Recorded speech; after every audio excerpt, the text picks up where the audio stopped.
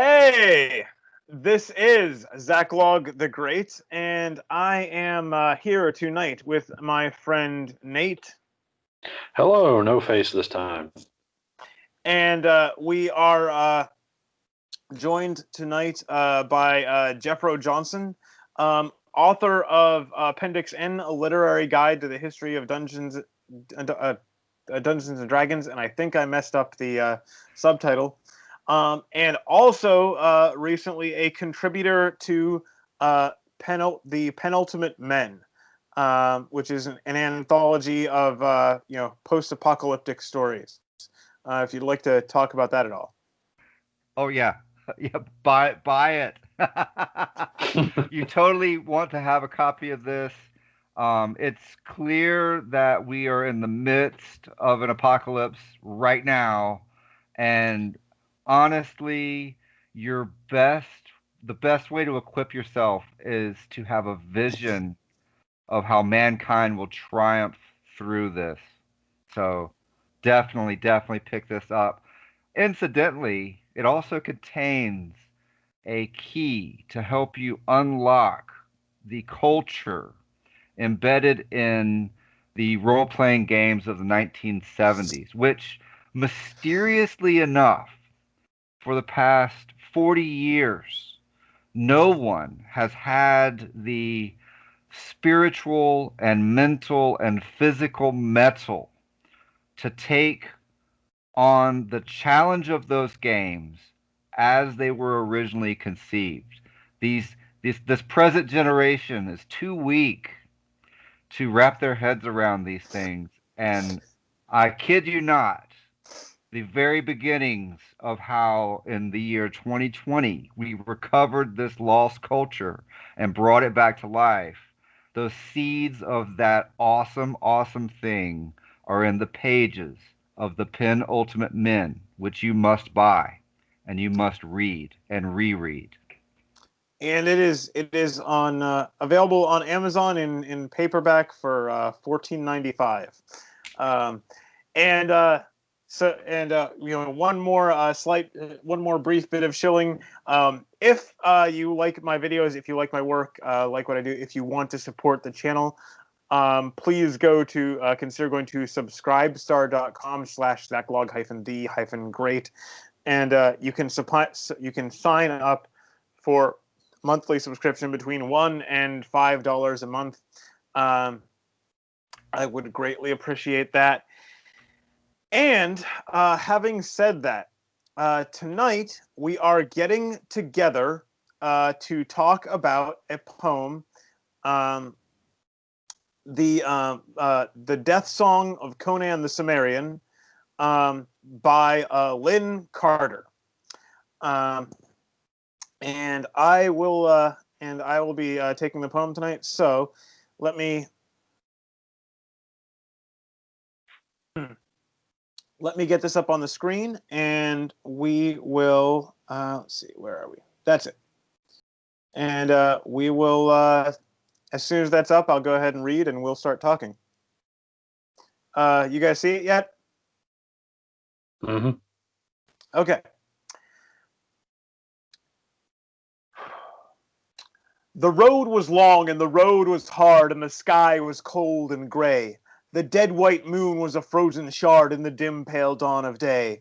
But thief and harlot, king and guard, warrior, wizard, knave and bard rode with me all the way. The wind was sharp as a whetted knife as it blew from the wet salt seas. The storm wind stirred to a ghostly life the gaunt black skeletal trees.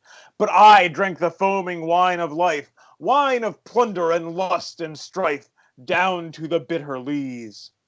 A boy from the savage north I came to cities of silk and sin. With torch and steel, in blood and flame, I won what a man may win.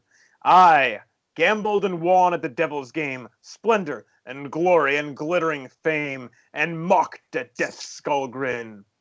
And there were foemen to fight and slay, and friends to love and trust, and crowns to conquer and toss away, and lips to taste with lust, and songs to keep black night at bay, and wine to swill to the break of day. What matter the end be dust? I've won my share of your gems and gold. They crumble into clods. I've gorged on the best that life can hold, and devil take the odds. The grave is deep and the night is cold. The world's a skull full of stinking mold, and I laugh at your little gods. The lean road slunk through a blasted land where the earth was parched and black. But we were a merry, jesting band who asked no easier track. Rogue and reaver and firebrand, and life rode laughing at my hand, and death rode at my back. The road was dusty and harsh and long, crumb but a man gets dry. I'm old and weary, and death is strong, but flesh was born to die. Hi, gods, but it was a merry throng rode by my side with jest and song under an empty sky. I've heard fat, cunning priestlings tell how damned souls writhe and moan, that paradise they can buy and sell for gold and gold alone. To the flames with scripture and priest as well, I'll stride down the scarlet throat of hell and dice for the devil's throne. I faced life boldly and unafraid. Should I flinch as death draws near? Life's but a game death and I have played many a wearisome year. Hi, to the gallant friends I made, slave and swordsman and lissom maid, I begrudge no foot of the road I strayed, the road which endeth here.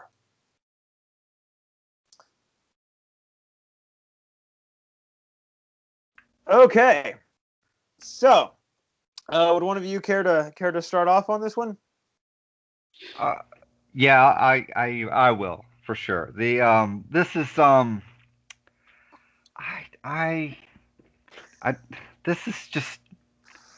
this is really wrong. This is really wrong.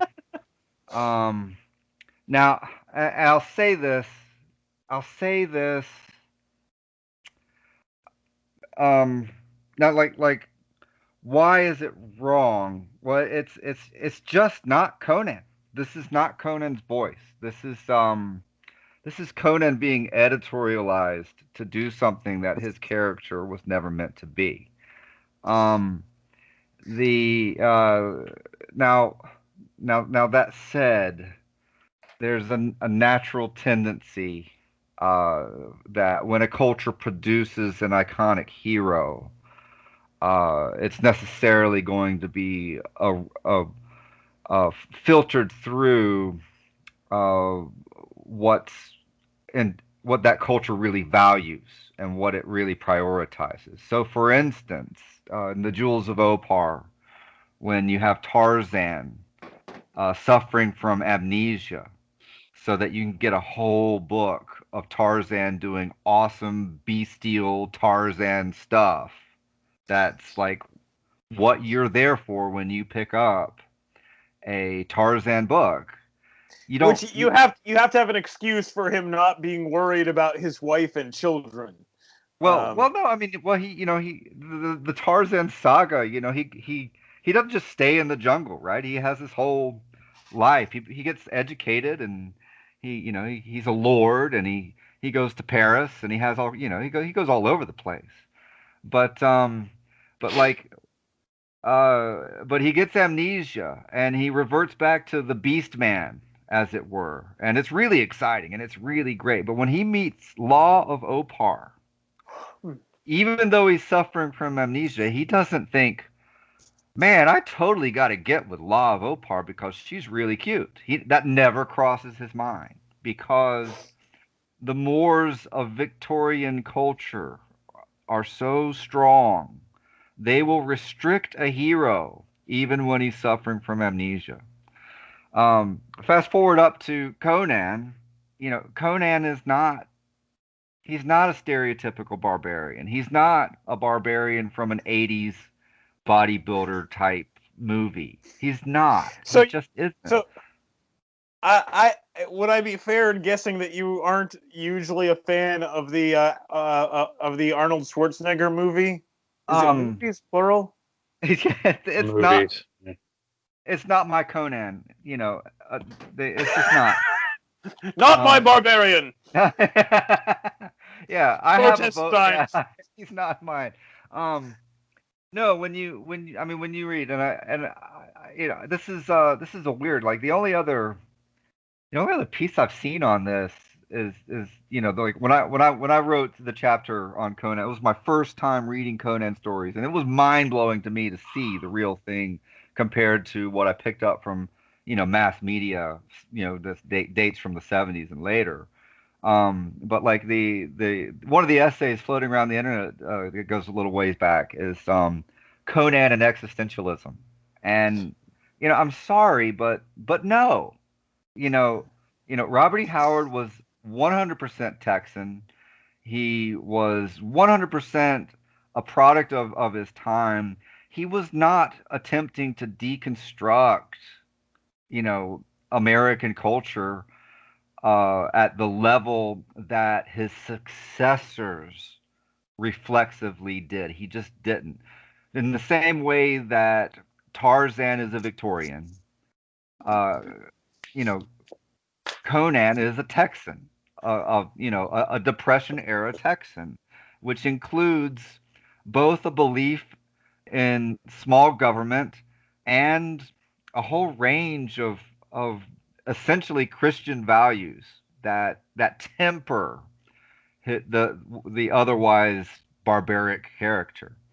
So so what you see here with Lin Carter is he's doing his own uh, similar thing as to what Edgar Rice Burroughs and Robert E. Howard did, where they infuse their own cultures into their heroic creations.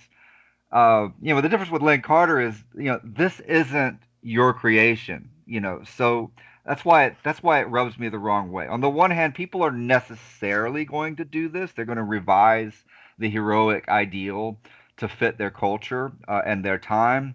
But when you're doing it with somebody else's creation that was handed down to us, I think you have an obligation to pass it on to the next generation without this kind of editorialization. And then finally, just to cap this off, one real big nitpick here. If you're going to do this, you need to be really good. And in this case, no, Conan did not know who the devil was. If you take his character at face value, the way that Howard created him, he doesn't know he doesn't have a bone to pick with the Christian culture of 70s America, right? He just doesn't. He doesn't know who the devil is, and if he did, he wouldn't care. It wouldn't even register as like, oh, I'll show the devil. I'm gonna beat the devil at his own game. No way. That doesn't even. That's not how he thinks. You know. So it doesn't make sense. He's writing before, you know, in this other age, before this culture war was even an issue. So like to pull him out of time and to impress him in the service of this pitiful little culture war is just gross. And I, I, I don't hate Lin Carter. I enjoy some of his stuff. I thought The Warrior at World's End was first rate. If you don't have enough Vance to read, he was not that bad of a Vance substitute.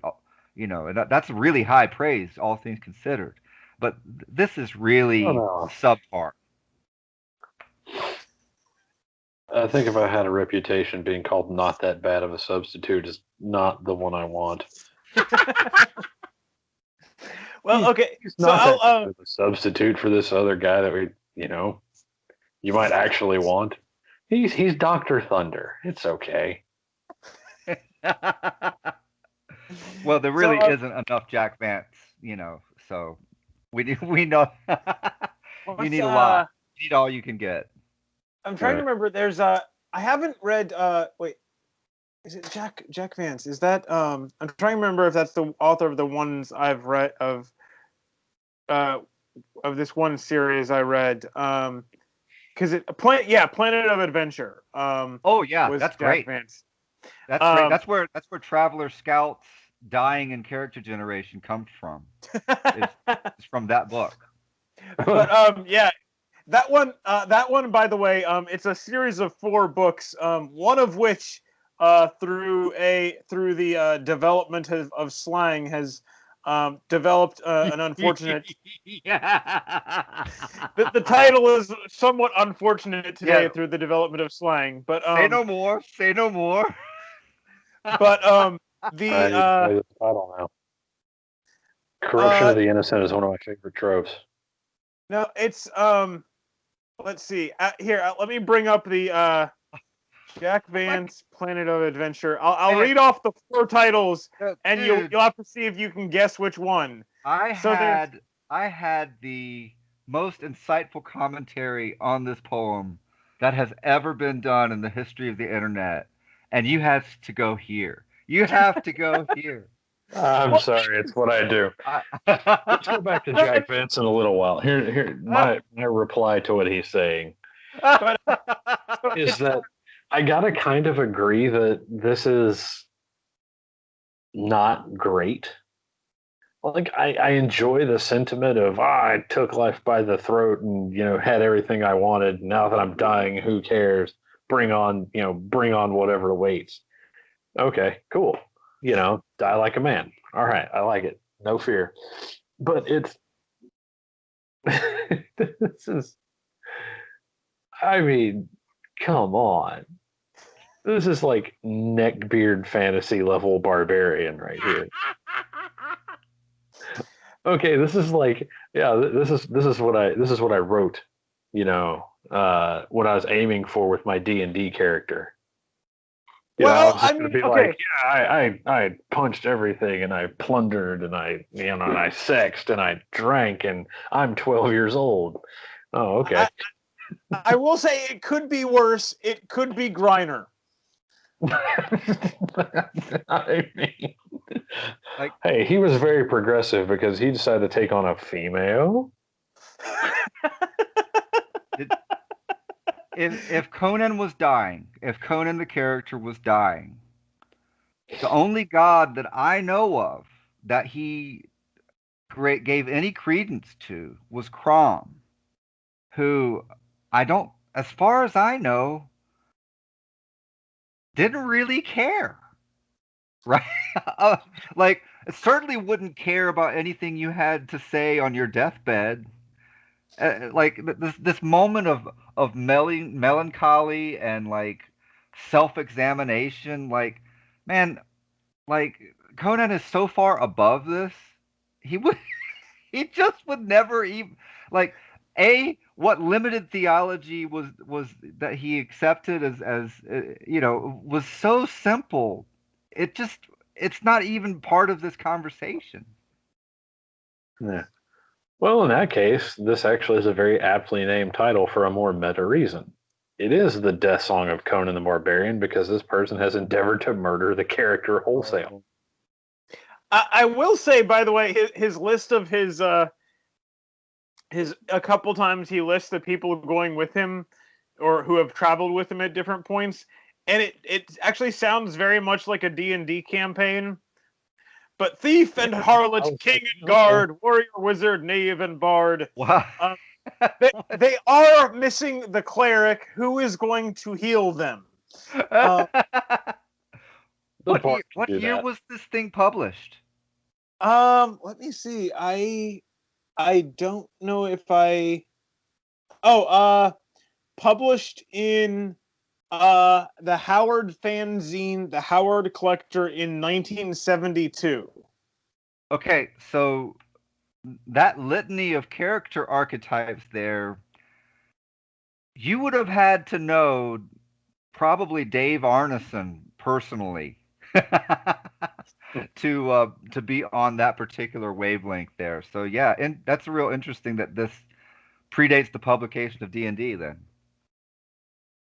But to return to a incidental point from earlier, the Jack Vance series, Planet of Adventure. Oh, no. I'm just gonna read off the titles, and I'll let Nate see if he can figure out which one went wrong. So there's City of the Shash, Servants of the Wank, the Dirter, and the Noom. I'm sorry, it sounds like two of those have done pretty badly.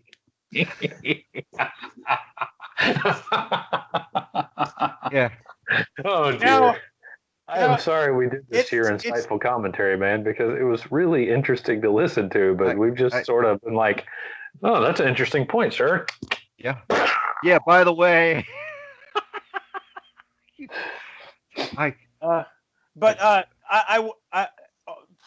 One more thing about his Jack Vance. The first of those, the City of the Shash, actually has a scene where this guy invades and basically curb stomps a meeting of a bunch of radical man-hating feminists. It's pretty fun. That's priceless. That's priceless. Like, he actually has a line in there saying that they hate beauty.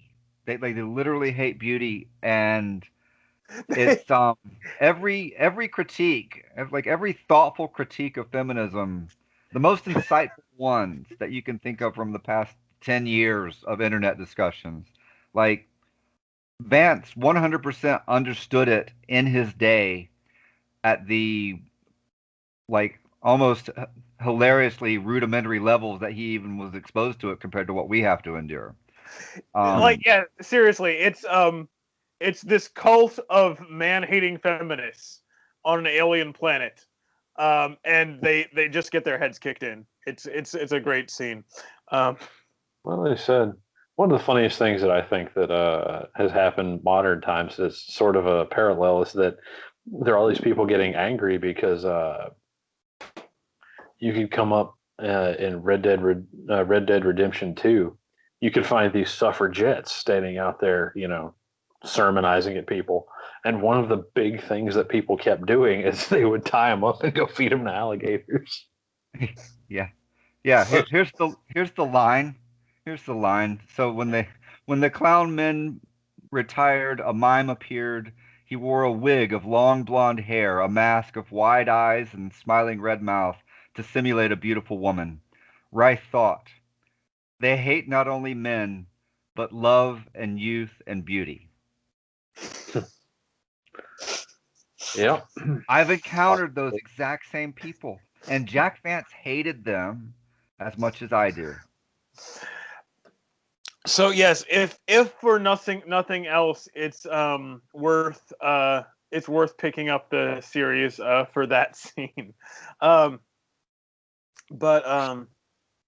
also in keeping with Conan the Barbarian, the way that series starts off is like the most masculine adventure story adventure story setup possible, because this scout gets his ship gets shot down, his partner dies, and he is completely alone, stranded on a hostile alien planet, and trying to make his way back home. And it's just like, I don't see a whole lot of stories with that kind of like just sheer solitary, one man against the world kind of thing these days.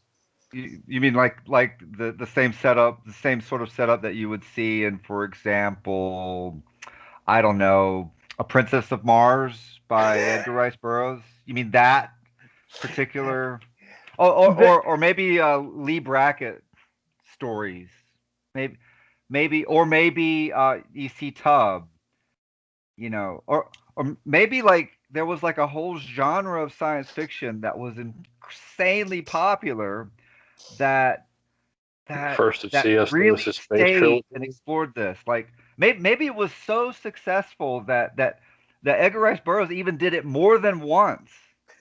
Maybe it was so overwhelmingly popular and so fundamental and so definitive of the science fiction genre that the majority of authors that entered in the field did so by writing pastiche of this exact type of story.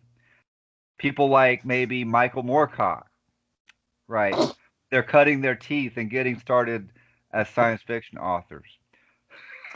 One thing It's kind of because interesting. they're really, really great stories because your hero has to actually have something going for him. There's, he's not going to just sort of get carried through or anything, and there's not a whole lot of time just to sit down and feel sorry for yourself if you want to escape.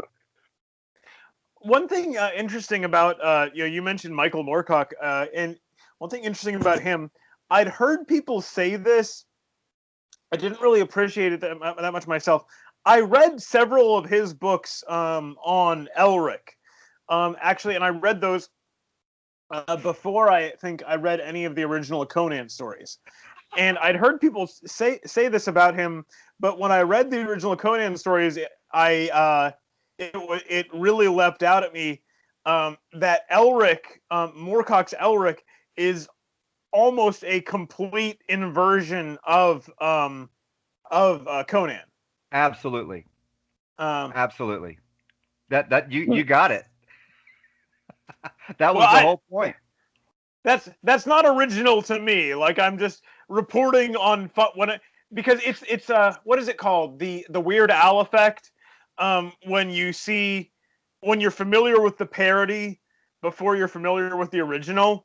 Yeah. And so that was an instance of that for me. Right. And that ties back to the poem. This poem that is so awful that this is the first poem on this show that we actually didn't really want to discuss. Well, see, now I guess I have to take a bullet on this one because I did choose this one for part of my series and at least a little bit endorsed it that way.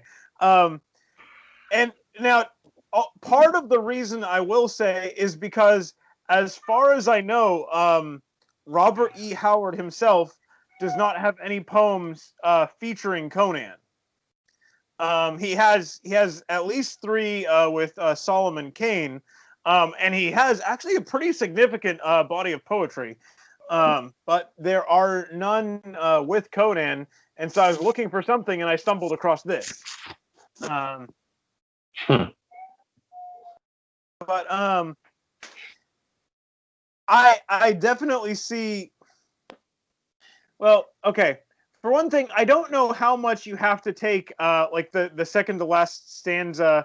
I've heard fat cunning priestlings tell. I don't know how much you have to necessarily apply that to today, or I don't think like you would have to, say that's.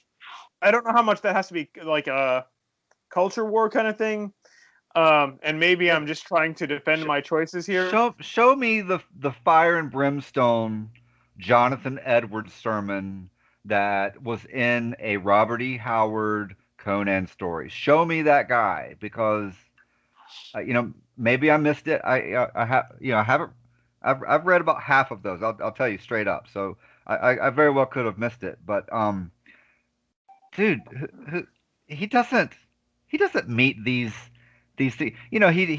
He's going past the Egyptian themed location where the prostitutes are on the boats coaxing the sailors to try to get them to come so that who knows what's going to happen to them if they go with them, right? They maybe get sacrificed to this horrible weird Egyptian god or something. What do you think's going to happen? You don't want to find out, right? Like that world doesn't have Jonathan Edwards in it yet. It doesn't. It's so out of place. It's disgusting. I will say I do think that Conan having a fair bit of contempt for priests, and especially like high ranking ones in like leading some huge temple in a big city, that does sound about right to me. like you said, his god Crom, all he does is he pretty much sets you in the world and gives you and will give a man the courage to will give a man the courage to fight for what is his. Right. Crom is not Crom is not a serious fantasy religion. It's not a well developed fantasy religion. It's not even a fully cogent piece of culture, as it were. It's shorthand for the basic sort of stoicism that anyone with any amount of masculine virtues is going to have to develop as he goes through life. It's exaggerated, but that's really all it is. It doesn't tell you anything about your ultimate spiritual destination. It's not part of a broader theology at all. It's just shorthand for how much sympathy the universe is really going to give you when you are reaping what you sow. Mm-hmm. I think of the poem we just read. Conan sounds a little bit more nihilistic than anything, just. But he's not. The world is a skull filled with mold, and I'm like, bruh, calm down. It's like, look, I know you've seen beautiful things, and I know you've, at some point encountered something that should have changed your mind. That's one of the fun things about adventure is when, characters come across something that's like,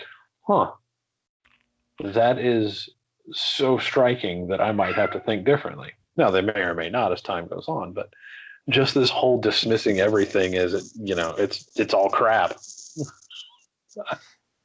That is flavorless. He on the other hand, he has also seen quite a bit of horrifying and even like kind of brain wrenching things as well. So you could say he's seen enough of that it kind of has taken a toll on him by this point. I don't know, man. He doesn't. Said the whole deal. Said I think one of the main things of life is in the contrast. You want to know the difference between something really good and something really bad. And I understand that, temperance helps you kind of chart the middle course. But there are times when you lose out because you haven't been on either end of the spectrum. You haven't been super low and you haven't been just completely on the top of things. So it's not where you want to live going back and forth between there. You'd rather stay in the middle, but you need, like I said, contrast. You want your salt and your sweet, right? You want your hot and your cold. You want your you want your black, you want your white, right? Everything doesn't need to be brown. But this Conan is decidedly brown. I'm gonna borrow a line from Cinema Sins here. I don't know if either of you watched that. That's racist. That's not racist. But have you seen those, by the way? I have seen those. They're amusing. Yes. I will say, in terms of like things that are not a good Conan, if that's the main topic tonight, why this poem is not Conan, I can go with that too. The one line in there. Let's see, where the fourth stanza. And there were foemen to fight and slay, and friends to love and trust, and crowns to conquer and toss away. And it's the one story, the one Conan story, one of the most recent ones I read, the Heart of the Dragon, I think it's called. And Conan, by this point, Conan is king, and has been for a while. and then basically he gets overthrown, and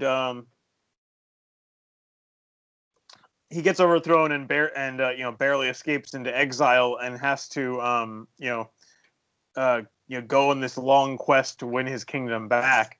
But like, there's no indication in there that he thought being a king was just a matter of personal glory and isn't this a fun time?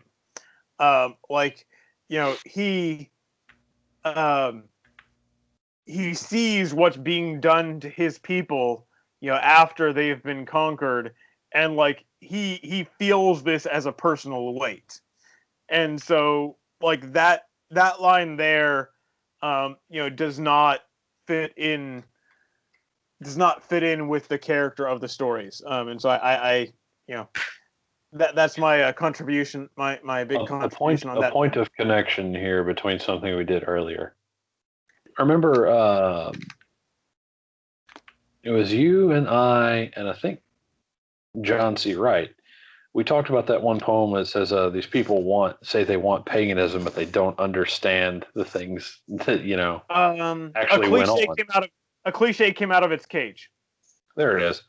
This guy sounds like one of those people that would want that. Like, he says, "Yeah, I want to go back to pagan days," because he's thinking, a bunch of bacchanalias and people dancing naked in the forest, not Roman legions or a Greek phalanx. He's not thinking of Achilles or Hector or any of those guys. He's thinking of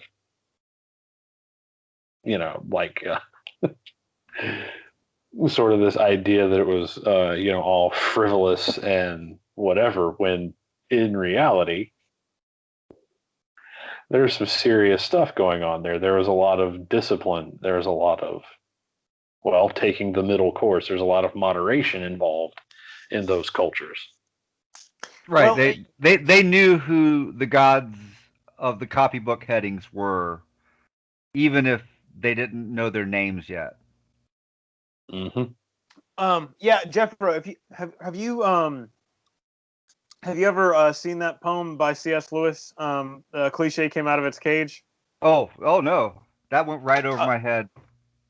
Yeah, you I guess the quickest way I can think of would be to look up my version on YouTube, but it's I think you would like it quite a bit, because it starts with the premise, he hears someone say, the world's going back to paganism. And he's like, wow, wouldn't that be amazing? And he thinks about the people of England acting like the Greeks, and they have reverence for the aged, and duty to the city, and honoring the honoring the old ways, and what's the chastity and humility in the young, and then the second part is, or maybe you were thinking of another set of pagans, and then he talks about the Norse, the Norse, and waiting for waiting for Ragnarok, where all the good men are on the same side and they get massacred by monsters. And that to be the right sort of man is the sort of man who fights bravely, even though that you and all the other good men are going to be massacred by monsters. That's how I feel about teaching people the correct way to play D&D. That really sums up why I do what I do. Wait, let me find what, at least to me, is the best line in here. What is it in that second section? Or him who, as the death spear entered into his vitals, made critical comments on its workmanship and aim. I think you would like that poem. You should look it up. Or I can send you a link after we get done with the talk. But yeah, I mean, like I said, I selected this one, so as much as both of you are kind of bashing on it, I guess I have to take a little I guess I have to take a little of the hit there myself. I will say, even when I had picked this one, I've not as extensively as Jeffro, but I've read some of the stuff by Lin Carter before, and my primary impression of him, he was a pretty good editor. Like it's if you read the anthologies of fantasy stories he puts together, it's usually a good read. He's a better editor than a writer, because every once in a while there's one of his stories in those anthologies, and it's usually not one of the good ones. Yeah, well, he also edited the Ballantine adult fantasy series, which is after Appendix N.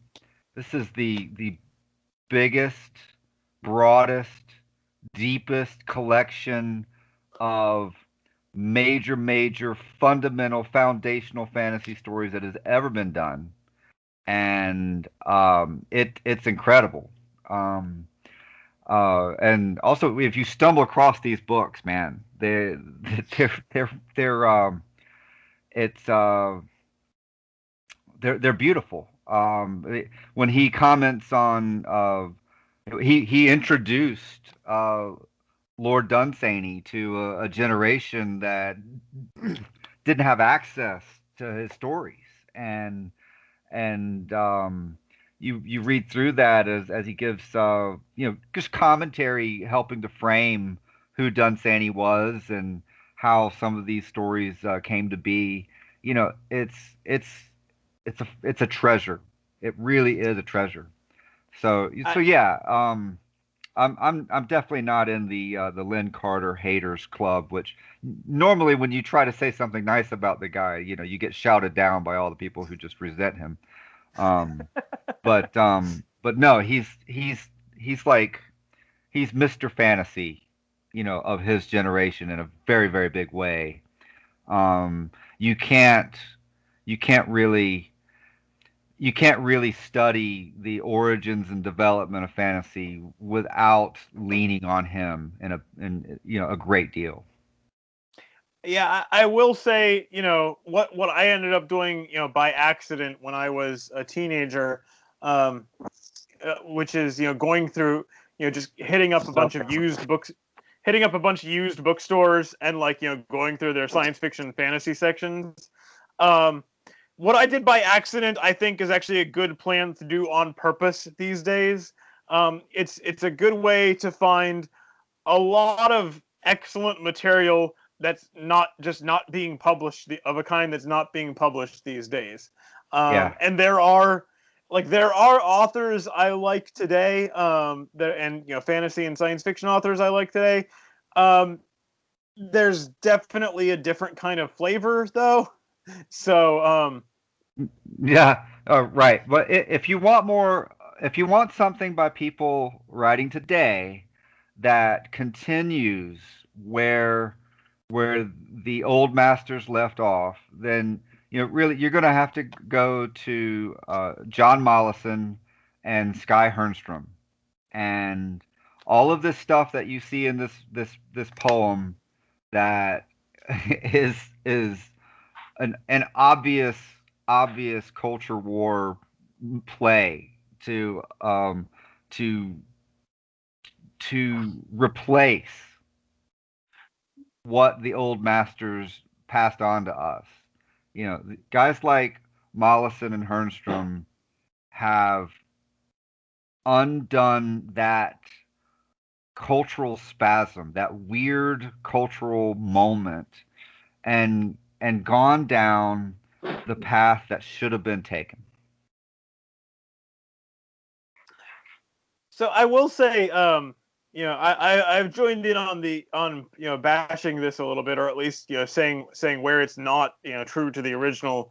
I will say, in terms of like positive things about this poem, Come on, man. There are no positive things about this poem.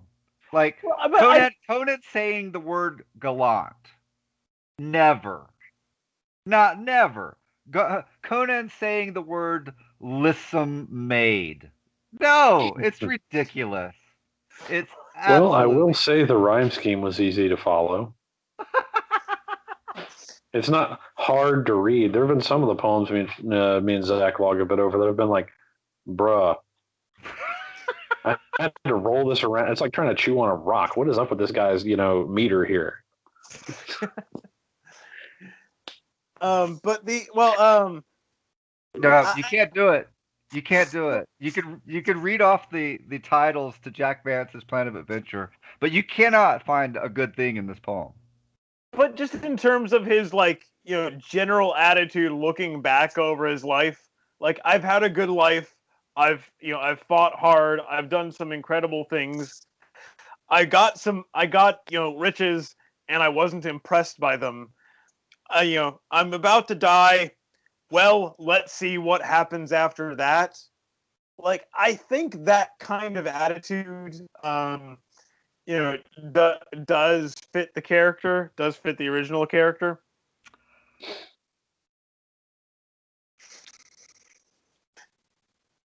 Okay, sure. Are you getting ready to argue with me here? I'm.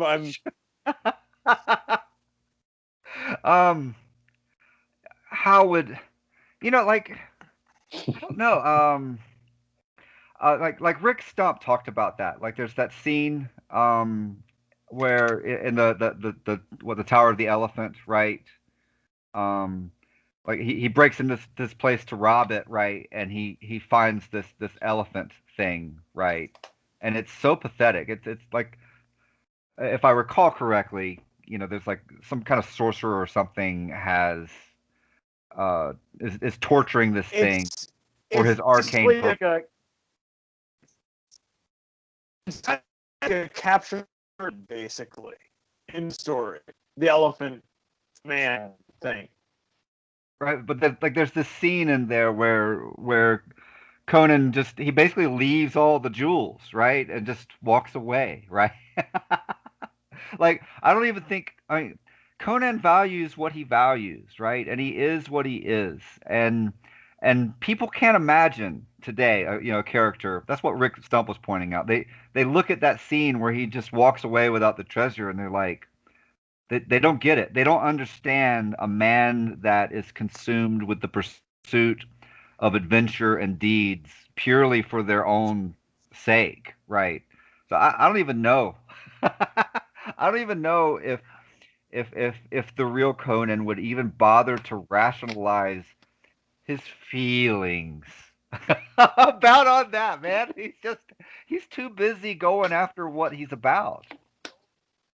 Reflection is this kind of self-reflection is low, is it's not it's just not what someone at his level of the socio-sexual hierarchy would engage in. I don't think it is. I don't think I haven't seen any pictures of Lin Carter to compare him to say John Scalzi or anything, but I mean, he's just not. He doesn't have the life experience that guys like Burroughs and Howard's had. Well, how about this? Do you think that kind of thinking would fit better with King Kull? I haven't read it. I'd stained. I mean, I think we've got Carter's number. He's editorializing through Conan here. He maybe gets close to the mark occasionally if we're going to be charitable here, but like, no, this is just 100% not Conan. It's a revision of the character to fit Lin Carter's beliefs, and not an attempt to portray Conan that Howard created. It's not the same guy.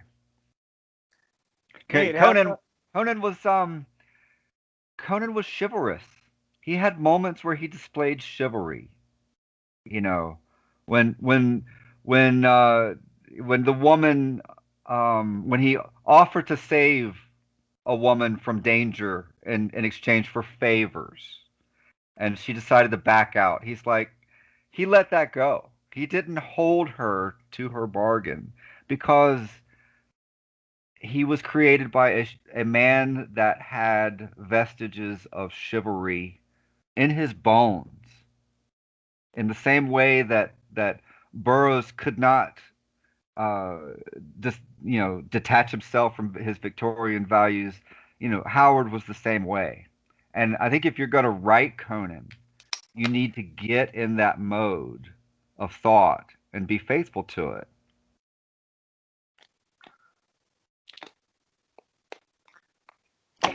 Similarly, like you have the Conan being all about small government, right? When he gets in power, like he wants to shrink the government because um because obviously Conan's naturally going to have small government American values because that's what Howard believed, right? So you gotta you need to you have to respect that. You can't fix that. You can't revise that out. It's part of the character forever. So what you're saying is Conan the Republican. He yes. I don't know, maybe Tea Party these days. But yeah, I clearly don't bring an ounce of the passion that Jeffro has for this. I'm just kind of like, it seemed a little sixth gradery to me. Yeah. That's probably a better argument than mine, honestly, when you get down to it. That would be the that would be the really more rhetorical address. You really could have, like I said, you could have stripped the name off of this and just said Barbarian Death Song, and it would have fit just as well.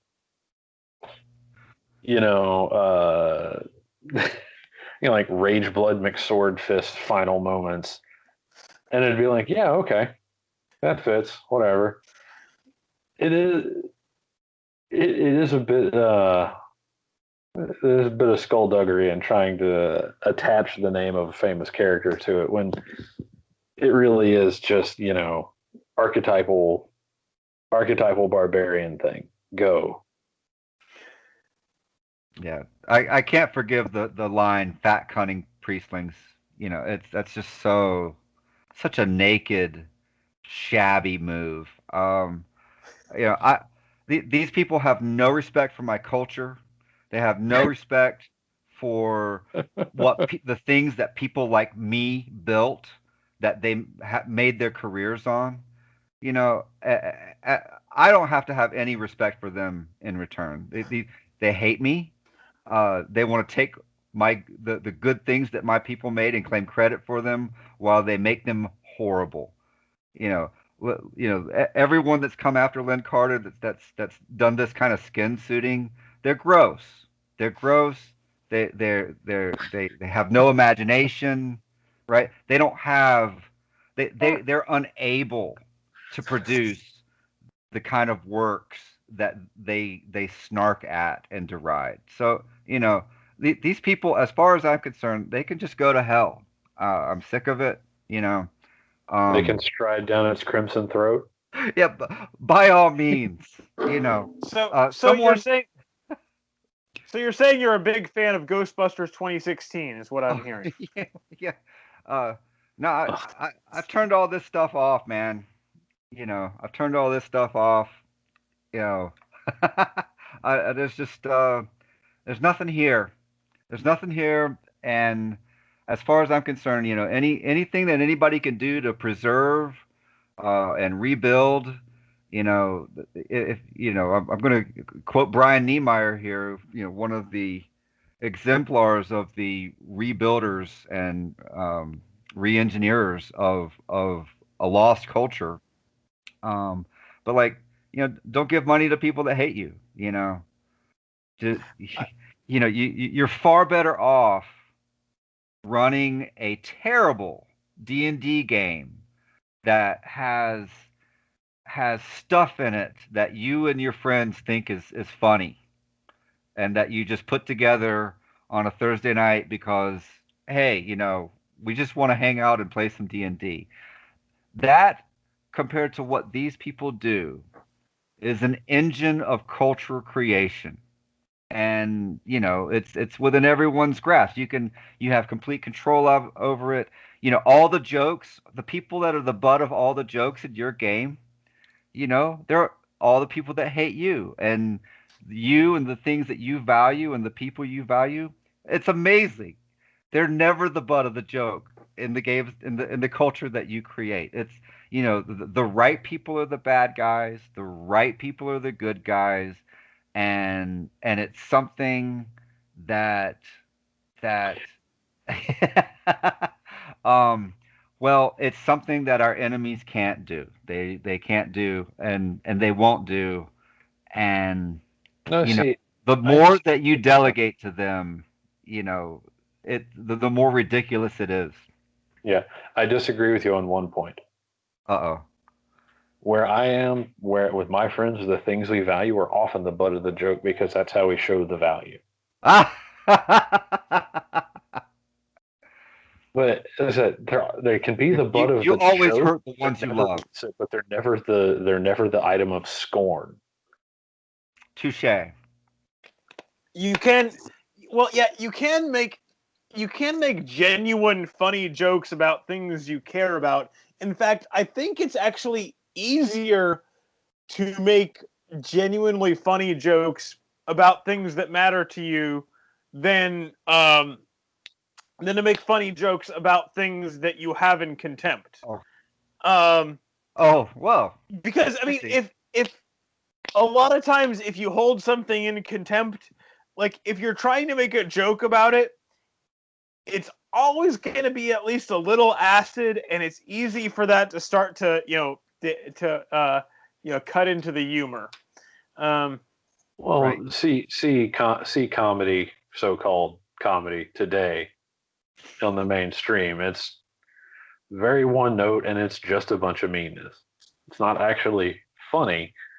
It's just a bunch of people being like, "Don't you hate this and these?" And it's like, yeah, all right, cool, thanks. What's the deal with What's the deal with this? Okay, well, I guess we've covered the poem pretty well for tonight. We've covered the poem in shame, yes. Jeffro, any last comments from you on this one? Yeah, I've heard fat, cunning 70s science fiction authors tell me how Christianity was dumb, and I pray for their souls.